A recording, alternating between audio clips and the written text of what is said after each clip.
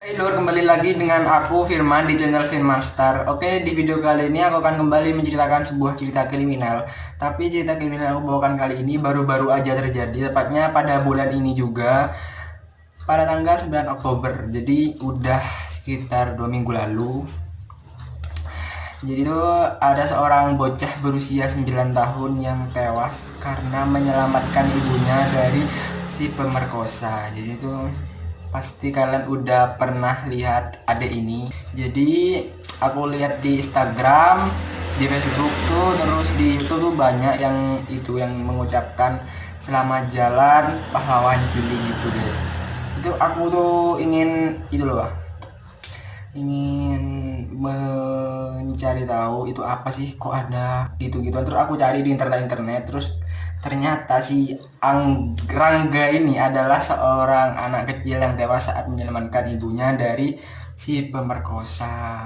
Oke, kita akan masuk ke pembahasannya. Jadi itu kejadiannya terjadi di Aceh Timur pada tanggal 9 Oktober 2020. Jadi itu ada seorang bocah yang tewas karena menyelamatkan ibunya saat diperkosa. Jadi itu kronologis kisahnya gini guys. Jadi pada malam itu, malam Sabtu, hari Jumat malam Sabtu, ada seorang pria yang mau mengendap-endap ke rumah Rangga. Itu mau menjelang subuh. Jadi itu ceritanya Rangga lagi tidur sama mamahnya. Habis itu tuh bapak-bapak ini yang ini berinisial Samsul ini mau masuk ke rumah Rangga ya. Orang yang biasanya tuh dia mengendap-endap. Oh, jadi di rumahnya tuh gak ada ayahnya, jadi dia bebas melakukan apa saja. Dan kebetulan Rangga tuh lagi berdua sama mamahnya di rumah tidur kan. Lalu Pak Samsul tuh ada niatan buruk guys, untuk memerkosa si ibu Rangga. Dan kebetulan Pak Samsul tuh menyelidak masuk lewat pintu. Jadi tuh dia mencongkel obeng pintu dan masuk ke dalam. Dan di dalam pun dia melihat ibu Rangga yang sedang tertidur pulas. Ya timbullah nafsu dia guys untuk menyentuh ibu Rangga. Jadi tuh dia langsung buka baju, buka celana, dan langsung disentuh ibu Rangga. Dan ibu Rangga pun terbangun guys. Kamu ngapain, bilang gitu. Terus berontak kali ibu Rangga sampai-sampai membangunkan Rangga. Gitu pas Rangga tuh kan bangun, dia tuh berusaha menyelamatkan ibunya dengan cara jangan bilang gitu ya. Terus udah gitu guys, nggak berhasil Rangga, dan Rangga pun berusaha berteriak minta tolong ke tetangga sekitar, pun nggak ada yang dengar karena udah malam guys. Kan udah malam, jadi nggak ada yang dengar.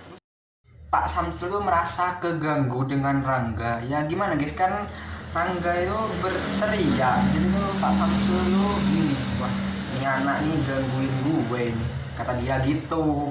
Terus gak mikir panjang, Pak Samsul itu langsung mengambil senjatanya dan langsung membacok leher bagian kiri Rangga, dan menyebabkan Rangga tuh terjatuh di tanah gitu guys. Dan Pak Samsul tuh mengambil itu, langsung dibacok lagi di bagian perut, tapi sama Rangga tuh ditahan pakai jarinya, dan menyebabkan jari-jarinya tuh terputus dari tangannya. Dan udah gitu masih aja dibacoknya lagi perut Rangga dan dada Rangga, dan menyebabkan luka yang terbuka guys tuh, dan menyebabkan tubuh Rangga tuh berlumuran darah. Habis itu lanjutlah ke ibu Rangga. Ibu Rangga tuh diperkosa sama Pak Samsul di situ, di rumah itu. Habis diperkosa, mayat Rangga, bukan mayat sih, aku gak tahu saat itu udah mati apa belum, aku gak tahu. Tapi yang pasti, tapi menurut info yang aku dapat sih, Rangga tuh masih dalam keadaan sekarat, kayak masih hidup tapi udah mau mati gitu loh guys. Dan si Rangga itu dimasukkan ke dalam karung goni sama Pak Samsul, lalu diikat, dan dibawalah mayat Rangga itu sama Pak Samsul ke tepi sungai bersama ibunya. Dan Pak Samsul melakukan itu lagi ke ibunya kedua kalinya, diperkosa lagi dengan cara tangannya diikat sama Pak Samsul. Biar apa? Biar ibunya tuh gak bisa ngelawan tuh guys. karena masih berontak gitu guys, diikat dan dibenturkanlah kepala Ibu Rangga itu ke beton dan membuat Ibu Rangga tuh ya keteleran gitu loh guys, karena dibenturkan ke beton sama Pak Samsul ini. Terus diperkosa. Habis diperkosa, Ibu Rangga tuh ditinggal di situ sama Pak Samsul dengan tangan terikat gitu guys. Habis itu Rangga tuh dibawa sama Pak Samsul, bawa kemana entah kemana. Terus habis itu kan udah menjelang azan subuh. Pas azan subuh, kebetulan tuh tali Ibu Rangga tuh kan berusaha membuka tali tangannya, dan pas azan subuh terbukalah itu talinya tuh terbuka. Merinding sih kalian pas azan subuh, karena mungkin ya ia dapat pertolongan di sang ilahi, nggak tahu ya, yang pasti merinding gak sih kalau denger gitu. Terbukalah tali itu dari tangannya dan meminta tolong ke tetangga sekitar, tepatnya pada jam 4 jam 6 pagi. Tetangga sekitar tuh berkumpul dan melakukan pencarian kepada Pak Samsul itu. Dan keesokan harinya Pak Samsul baru bisa ditangkap. Dan saat ditangkap pun Pak Samsul tuh mengelak semua tuduhan terhadap dirinya, dan ia bilang, enggak kok, aku gak bunuh anak dia. Emang anak dia tuh siapa gitu. Terus setelah mengelak-ngelak, dan tepatnya jam 4 sore, jam 4 sore hari itu juga jam 4 sore mayat Rangga baru ditemukan mengambang di sungai. Udah ditemukan mayat Rangga, ya Pak Samsul yang nggak bisa mengelak lagi guys. Jadi Pak Samsul tuh, karena saat penangkapan Pak Samsul pun diwarnai drama juga guys, ada dramanya. Jadi Pak Samsul tuh masih berkejar-kejaran sama warga di tengah hutan. Terus udah ketangkep masih gak mau ngaku Pak Samsul. Terus udah ada mayat Rangga ditemukan ini, baru dia mengaku. Dan karena kesal, warga pun mengeroyok Pak Samsul habis-habisan sampai babak belur guys. Jadi Pak Samsul tuh diamankan, lalu ada polisi datang, lalu diamankan Pak Samsul, dibawa ke pengadilan. Habis itu jadi sebelumnya Pak Samsul itu merupakan residivis revidis apa sih ya, kayak residivis gitu loh guys, aku gak tahu bener gak sih pengucapanku, residivis apa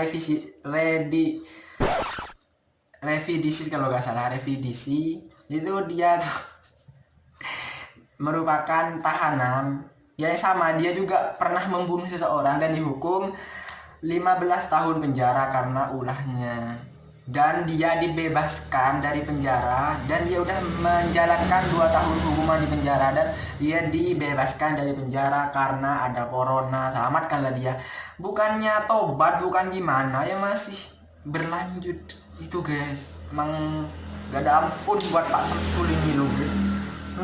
Kesel kali aku loh guys baca tentang cerita Rangga nih. Keselnya Pak Samsul, entah setan apa lah yang masuk ke pikirannya Pak Samsul itu sampai berbuat sekeji itu. Dan di persidangan pun Pak Samsul ya dimasukkan ke penjara. Setelah di penjara pun Pak Samsul tuh, karena banyak tahanan yang geram terhadap Pak Samsul. Tahanan di penjara tuh kan, dalam satu tahanan kan ada beberapa orang, jadi tuh mereka tuh geram kali sama Pak Samsul, dan di amuknya Pak Samsul disiksanya Pak Samsul di tahanan itu kan, udah sebelum masuk penjara tuh kan udah babak belur dihakimi massa warga tuh kan. Habis masuk ke penjara bukan dapat apa juga sih, dikeroyok lagi sama tahanan penjaranya, karena tahanan itu merasa kesel banget tuh sama Pak Samsul itu. Lalu dikeroyok lah Pak Samsul tuh sampai meninggal guys. Jadi Pak Samsul tuh cuma 1 hari di penjara. Jadi Pak Samsul tuh keesokan harinya meninggal, dan Pak Samsul pun dikuburkan secara layak. Oke, semoga tidak ada lagi Rangga-Rangga di masa depan. Ya semoga kisah ini cuman itu saja. Semoga tidak ada lagi kisah yang akan terulang di masa depan. Dan semoga tenang Rangga di alam sana. Semoga kamu ditempatkan di tempat yang terbaik di sisinya. Ya insya Allah lah surga ini balasan buat Rangga ini. Ya kalau menurutku sih pemerintah tuh ya bersalah guys, karena pemerintah tuh kan membebaskan tahanan-tahanan dari penjara karena corona, dan karena itu menyebabkan keresahan bagi masyarakat. Jadi tuh mungkin tahanan tuh merasa mengentengkan hukum di Indonesia, mungkin. Jadi tuh mereka merasa kayaknya agak kita masuk penjara deh, dan mereka tuh melakukan kejahatan lagi. Dan kemungkinan kedua mungkin karena mereka tuh kesulitan ekonomi, karena mereka tuh kan banyak orang yang dalam corona ini iya, dalam corona ini, pandemi ini, banyak orang yang kehilangan pekerjaan karena kan dilakukan PSBB, pemberlakuan perbatasan berskala besar itu guys. Itu banyak orang yang merantau keluar wilayah, jadi tuh dia tuh gak bisa merantau karena ya dia kan dilakukan PSBB, jadi mereka tuh gak bisa bekerja di luar wilayah lagi. Sedangkan di wilayahnya dia ya mungkin dia gak cocok di bidang itu di wilayahnya dia. Mungkin dia potensi dia bekerja di luar wilayah mungkin, jadi dia tuh di wilayah itu ya nggak kerja. Dan karena nggak kerja tuh kan dia juga butuh makan, butuh uang. Nah dia tuh kalau nggak ada cara lainnya mungkin dia tuh mencuri, melakukan kejahatannya mungkin gitu. Ya kalau menurutku sih ya nggak tepat sih usaha tuh apa sih upaya pemerintah untuk membebaskan tahanan-tahanan tuh dari penjara karena corona sih yang nggak tepat, karena ya bisa membahayakan masyarakat. Dan ya aku kalau menurutku pribadi sih ya nggak tepat. Kalau menurut kalian gimana, boleh banget komen di bawah. Ya oke guys, cukup segitu dulu video dari aku. Jika kalian suka dengan channel ini, jangan lupa like, comment, and subscribe guys. Please lah guys, subscribe guys.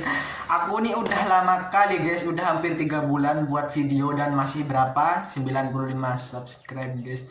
Ya bukannya agak syukur, bukan gimana, tapi perkembangan subscriberku tuh lambat kali guys.